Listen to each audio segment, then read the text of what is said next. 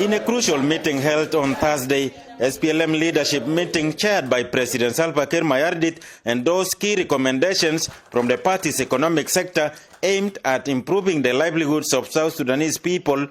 The meeting focused on ensuring that public funds, particularly those earmarked for infrastructure, are properly allocated and managed with transparency. President Kiir issued firm directives emphasizing that from now on, the salaries of South Sudanese workers must be paid promptly and without delay. He made it clear that government employees must be prioritized in the payment process.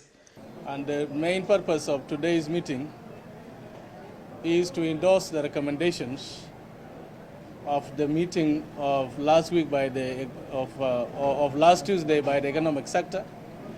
And the main agenda is that the chairman has given strict directives to the party and all the cadres that are working in the government. That number one, the salaries of South Sudanese people must immediately be found and be paid to them. Number two, the collection of revenues, especially non-oil revenues, must be done in accordance with the law, that no one is above the law. Subsidies that tax exemptions that have been applied illegally must immediately be stopped forthwith, and all other orders that have been given by the chairman will have to be implemented immediately with immediate effect.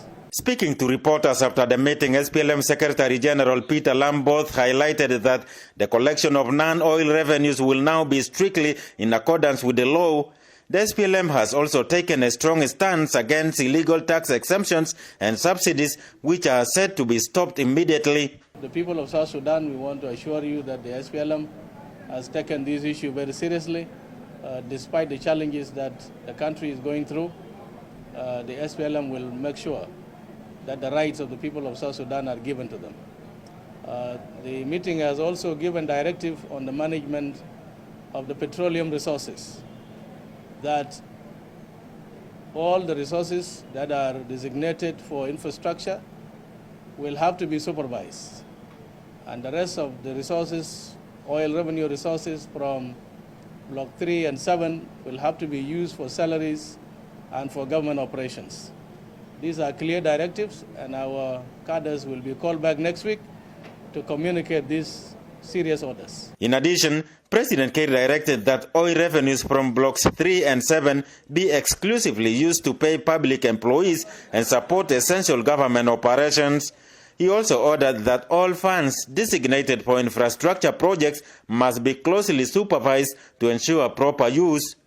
The SPLM leadership reaffirms its commitment to safeguarding the rights of the people of South Sudan, ensuring that government resources are managed transparently for the benefits of all citizens. The implementation of these activities will be closely monitored in the coming months. Alejandro Lotok, SSBC News, Juba.